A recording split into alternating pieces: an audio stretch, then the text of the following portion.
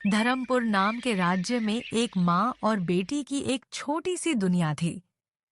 माँ गंगा देवी की अब उम्र हो चली थी। वो अक्सर बीमार रहा करती थी। घर की सारी जिम्मेदारी अब 20 साल की राधा के कंधों पर ही थी। ये लो माँ तुम्हारी दवाई।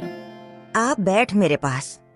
कितना काम करती है तू अकेले, कभी चैन की सांस भी ले लिया कर। लो बैठ गई। अब बोलो क्या हुआ। बेटी, मेरी एक ही तमन्ना है कि मरने से पहले तेरा ब्याह किसी से कर दूं, जो तुझे जिंदगी की सारी खुशियां दे। माँ, तू ही मेरी हर खुशी है। तुझे छोड़कर मैं कैसे चैन पाऊंगी। बेटिया, हर माँ चाहती है कि उसकी बेटी को एक अच्छा ससुराल मिले। माँ, मैं शादी जरूर करूंगी, पर तभी जब मुझे कोई ऐसा मिले जो तुझसे भी उतना ही प्रेम करे जितना मैं करती हूँ। जब तक ऐसा कोई नहीं मिलता, मैं शादी नहीं करूंगी। मैं पहले तेरी बेटी बनकर तुझे संभालूंगी, फिर किसी की बहू बनूंगी। अच्छा, अब मैं चलती हूँ, बहुत काम है। इतना कहकर राधा अपने बनाए हुए दिए और कलश को लेकर बाजार में बेचने चली जाती है। धर्मपुर राज्य के राजा विक्रांत सिंह अब वृद्ध हो चले थे। उनका एक पुत्र था, राजकुमार आदित्य, जिसके लिए राजा एक योग्य वधू की तलाश में थे, जो केवल सुंदर ही नहीं बल्कि बुद्धिमान और दयालु भी हो, जो केवल महल की शोभा न बढ़ाए बल्कि भविष्य में राज्य को समझदारी से संभाल भी सके। राजा के दरबार में शादी के लिए कई राजघरानों के लोग अपनी राजकुमारियों के साथ आए। एक एक करके राजा सभी राजकुमारियों से कुछ सवाल करते। बेटी, जीवन सबसे बड़ा उपहार है, फिर भी लोग उससे शिकायत क्यों करते हैं? शिकायत सिर्फ गरीब लोग करते हैं, हम जैसे राजसी लोग नहीं करते। बेटी, खुशी कहाँ मिलती है? दौलत में, रिश्तों में या अकेलेपन में? खुशी सिर्फ दौलत में है, क्योंकि दौलत वाले लोग दुनिया की हर खुशी खरीद सकते हैं। राजा विक्रांत सिंह किसी राजकुमारी के जवाब से संतुष्ट नहीं हुए। वह निराश हो गए। एक दिन राजा साधारण वेशभूषा में गांव के भ्रमण पर निकले। सबसे पहले वो अपने राज्य के हाट का जायजा लेने पहुंचे। तभी राजा की नजर राधा पर गई, जो अपने मिट्टी के बर्तनों को सजाकर बैठी थी। अरे लड़की, ये सुराही 20 रुपए की बता रही है। ये तो सिर्फ मिट्टी का ही बना है। गंदे मिट्टी में रहने वाले तुम गरीब लोग अपनी औकात भूल जाते हो। अमीरों को लूटना ही तुम जैसों का काम है। राधा अब सहन नहीं कर पाई। उसने कहा, साहब, मैं सच में गरीब हूँ। झोपड़ी में रहती हूँ और हाथों से मिट्टी गूंथकर ये बर्तन बनाती हूँ। पर गरीबी कोई शर्म की बात नहीं है। मेरी मेहनत पर हंसना आसान है, क्योंकि आपने शायद कभी मिट्टी में हाथ नहीं डाले। आपने कभी रात को जागकर काम नहीं किया। इसलिए मेरी थकी हथेलियां आप जैसे अमीरों को सिर्फ गंदी लगती हैं। मैं ये सब सिर्फ बेच नहीं रही, अपने श्रम का सम्मान मांग रही हूँ। आप न लें, कोई बात नहीं, लेकिन मेरी गरीबी पर हंसना उस भगवान का अपमान है जिसने हम सबको एक ही मिट्टी से बनाया है। और साहब, जब कोई गरीब अपनी मेहनत पर गर्व करता है तो वह गरीब नहीं रहता, वह सबसे अमीर होता है। राजा, जो साधारण वेश में पास ही खड़े थे, सब देख रहे थे, मन ही मन सोचने लगे। जिस लड़की में यह संयम है कि अपमान सुनकर भी गरिमा न छोड़े, और जिसमें यह साहस है कि सामने खड़े होकर अपनी सच्चाई कह सके, वही रानी बनने योग्य है। ऐसी लड़की ही राज्य की जनता की आवाज समझ सकती है। राजा ने राधा को आत्मसम्मान के साथ जवाब देते तो सुन लिया, फिर भी वो राधा को और परखना चाहते थे। इसलिए वो राधा के पीछे छुप के चल पड़े। जब राधा घर पहुंची तो राजा उसके सामने आए और बोले, बेटी, क्या पीने के लिए पानी मिलेगा? मैं एक मुसाफिर हूं, इस राज्य से होकर गुजर रहा था।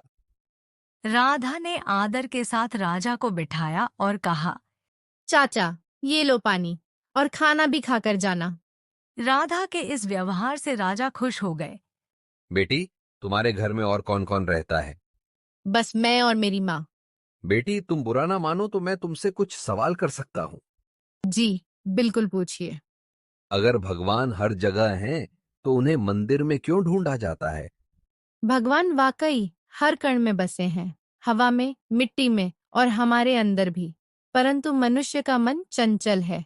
वह जब तक किसी चीज को एक रूप, एक स्थान या एक प्रतीक में नहीं देखता, तब तक उसका विश्वास डगमगाता रहता है। मंदिर वह स्थान है जहाँ मन स्थिर होता है, और स्थिर मन ही ईश्वर को पहचान सकता है। जीवन सबसे बड़ा उपहार है, फिर भी लोग उससे शिकायत क्यों करते हैं? क्योंकि लोग जीवन को जीते नहीं, उसे मापते हैं। वे अपना सुख नहीं देखते, दूसरों की खुशियों से तुलना करते हैं। जीवन तब सुंदर लगता है जब हम हर दिन को धन्यवाद के साथ देखें, न कि अपेक्षा के तराजू पर तौलें। पानी का स्वाद वही होता है, चाहे मिट्टी के घड़े से पियो या सोने के गिलास से। लेकिन लोग बर्तन देखते हैं, पानी भूल जाते हैं। यही जीवन का दुख है। सौंदर्य किसमें होता है? रूप में, वस्त्रों में या विचारों में? रूप बदल जाता है, वस्त्र पुराने हो जाते हैं, लेकिन विचारों की गहराई कभी नहीं मिटती। सच्चा सौंदर्य वह होता है जो आंखों को नहीं, आत्मा को भा जाए। दुख क्या है? दुख मनुष्य की परख है। जैसे तपती भट्टी में सोना चमकता है, वैसे ही दुख में मनुष्य का वास्तविक रूप सामने आता है। दुख हमें मजबूत बनाता है। खुशी कहाँ मिलती है? दौलत में, रिश्तों में या अकेलेपन में? खुशी न तो दौलत में कैद है, न रिश्तों में बंधी है, और न अकेलेपन में छिपी है। वह तो एक दृष्टि है जिसमें हम हर परिस्थिति में कुछ सुंदर देख पाते हैं। दौलत अगर सेवा के लिए हो, रिश्ते अगर सच्चाई से जुड़े हों, और अकेलापन अगर आत्मचिंतन का अवसर बने, तभी ये सब खुशी के द्वार बनते हैं। अद्भुत। बेटी, तुमने इतना ज्ञान कहाँ से बटोरा है? मैं धन्य हो गया तुमसे मिलके। ये सब मुझे मेरी माँ ने और मेरी जिम्मेदारियों ने सिखाया है। राजा ने राधा और उसकी माँ को शुक्रिया कहा और महल लौट आया। राजा वापस महल तो लौटे, लेकिन उनका मन वहीं रह गया, उस मिट्टी में सने हाथों वाली बेटी के पास, जो हर हाल में गरिमा के साथ मुस्कुरा रही थी। कुछ दिनों बाद राजा अपने दरबारियों के साथ फिर से राधा के घर आए, इस बार असली रूप में। गांव में हलचल मच गई। लोग समझ नहीं पा रहे थे कि राजा एक कुम्हार की झोपड़ी पर क्यों आए हैं। खुद राधा और उसकी माँ समझ नहीं पा रहे थे कि क्या हो रहा है। राजा ने गंगा देवी के सामने हाथ जोड़कर कहा, माता, मैं चाहता हूं कि आपकी बेटी राधा मेरी बहू बने। क्या आप मेरे राजकुमार को अपने दामाद के रूप में स्वीकार करेंगी? राधा और उसकी माँ को यकीन नहीं हुआ। यह सब उनके लिए एक सपने जैसा था। राधा की माँ के आंखों से खुशी के आंसू बहने लगे। उसने कहा, हे मेरे ईश्वर, मैंने कौन से पुण्य किए हैं जो आज इतनी खुशी मिल रही है? पुण्य तो मैंने किए होंगे जो मुझे राधा जैसी रानी मिली है अपने राज्य के लिए। अब मुझे अपने राज्य की कोई चिंता नहीं। बेटी, क्या तुम्हें यह रिश्ता मंजूर है?